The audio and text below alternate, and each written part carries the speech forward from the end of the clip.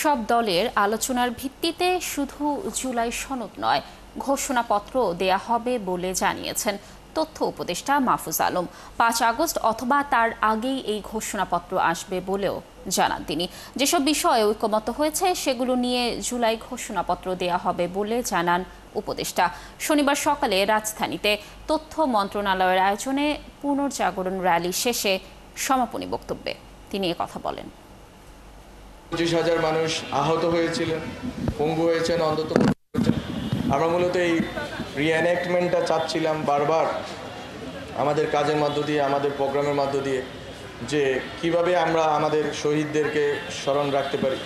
নতুনভাবে স্বাধীনতা পেয়েছি, বাংলাদেশকে নতুনভাবে আমরা গড়ার সুযোগ পেয়েছি এবং এখানে অনেকেই আছেন যারা হয়তো ফ্যাসিবাদী ব্যবস্থার কারণে অনেকে ন্যায্য অধিকারও পাননি, তাদের অনেকেই এখানে ন্যায্য অধিকার পেয়েছেন।